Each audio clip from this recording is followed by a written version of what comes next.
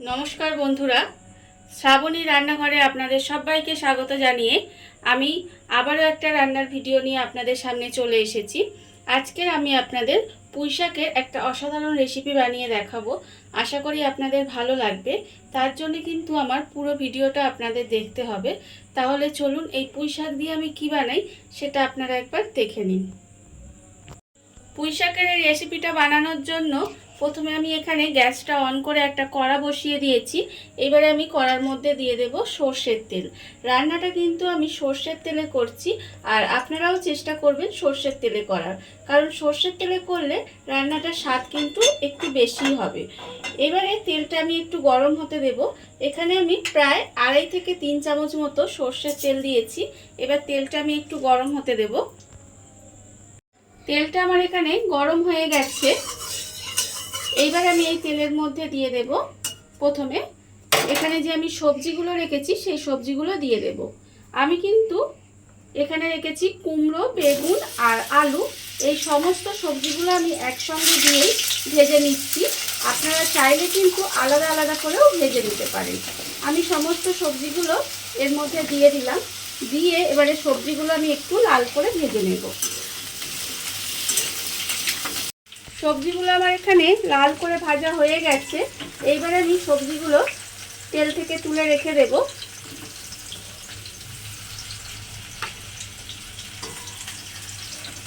সবজিগুলো আমি এখানে ভেজে তুলে রেখে দিয়েছি।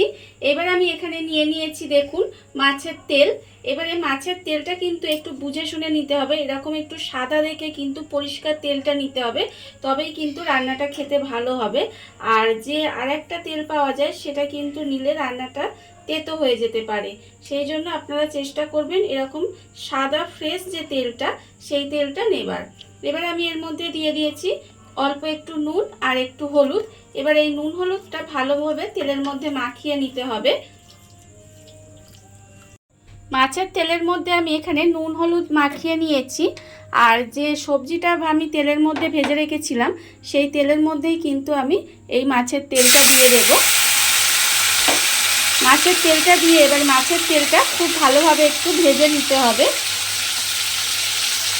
মাছের তেলটা আমার এখানে লাল করে ভাজা হয়ে গেছে। এবার আমি মাছের তেলটা তুলে আলাদা করে রেখে দেব। মাছের তেলটা আমি আলাদা করে তুলে রেখে দিয়েছি। এইবারে ওই তেলের মধ্যে আমি দিয়ে দেব 2টো শুকনো লঙ্কা, আর দেব আমি এর মধ্যে অল্প একটু 5 ফোড়ন দিয়ে এবারে একটু আমি ভাজা ভাজা মতো করে নেব।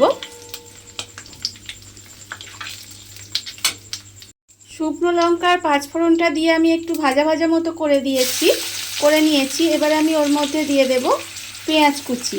একটা মাঝারি সাইজের পেঁয়াজ আমি একদম মিহি করে কুচিয়ে রেখেছিলাম, সেই পেঁয়াজটা কিন্তু আমি এর মধ্যে দিয়ে দিলাম। দিয়ে এবার পেঁয়াজটাকে একটু লাল করে ভেজে নিতে হবে। পেঁয়াজটা আমার এখানে লাল করে ভাজা হয়ে গেছে। এবার আমি এর মধ্যে দিয়ে দেব আদা রসুন বাটা। এখানে আমি 1 চামচ মতো আদা রসুন বেটে রেখেছি, সেটা আমি এর মধ্যে দিয়ে দিলাম। দিয়ে এবার আদা রসুনটা দিয়ে আমি কিন্তু একটু ভাজা ভাজা করে নেব, যাতে আদা রসুনের যে একটা কাঁচা গন্ধ আছে সেটা চলে যায়। আদা রসুনটা দিয়ে আমি একটু নেড়েচেড়ে একটু ভেজে নিয়েছি, যাতে রসুনের আর আদার কাঁচা গন্ধটা চলে গেছে। এবার আমি এর মধ্যে দিয়ে দেব টমেটো কুচি। একটা ছোট সাইজের টমেটো আমি কুচি করে রেখেছি, সেটা আমি এর মধ্যে দিয়ে দিলাম। এবার আমি এর মধ্যে দেব আন্দাজ মতো নুন, দেব আমি হলুদ গুঁড়ো 1/2 চামচ, আর দেব আমি এর মধ্যে লঙ্কা গুঁড়ো 1/2 চামচ,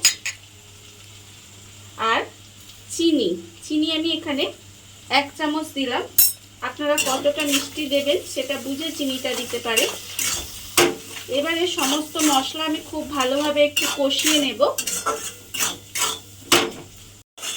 মশলাটা আমার এখানে খুব ভালোভাবে কষানো হয়ে গেছে।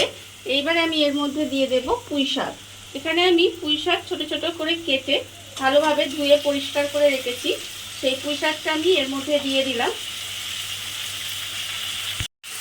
পুঁই শাকটা দিয়ে এবারে খুব ভালোভাবে একটু মিশিয়ে নিতে হবে। মিশিয়ে ঢাকা দিয়ে আমি কিছুক্ষণ এইভাবে একটু রান্না হতে দেব।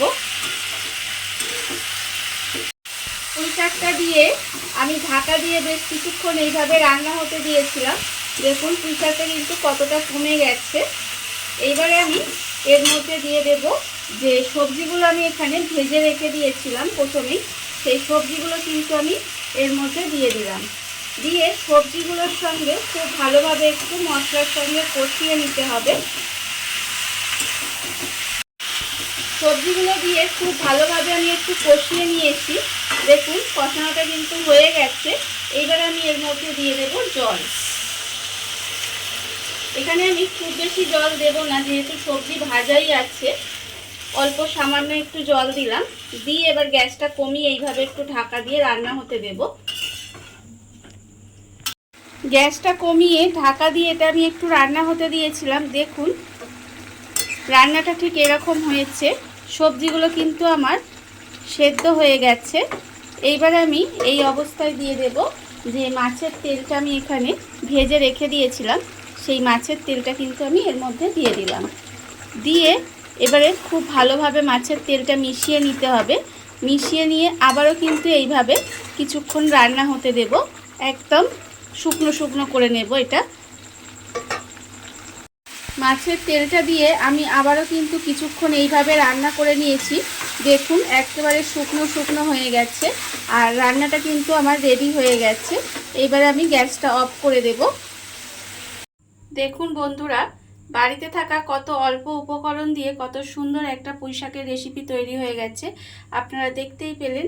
এইভাবে একবার বাড়িতে বানিয়ে দেখতে পারেন, ভীষণ ভালো খেতে হয়। আর এই রেসিপিটা যদি আপনাদের ভালো লেগে থাকে, আপনারা যদি ফেসবুক থেকে দেখে থাকেন পেজটি ফলো করে দেওয়ার অনুরোধ রইল। আর যদি ইউটিউব থেকে দেখে থাকেন চ্যানেলটি সাবস্ক্রাইব করে নেওয়ার অনুরোধ রইল। তাহলে চলুন ভিডিওটা আমি এখানেই শেষ করছি। আপনারা সবাই ভালো থাকবেন, সুস্থ থাকবেন। আবারও হাজির হব নতুন কোনো রান্না নিয়ে।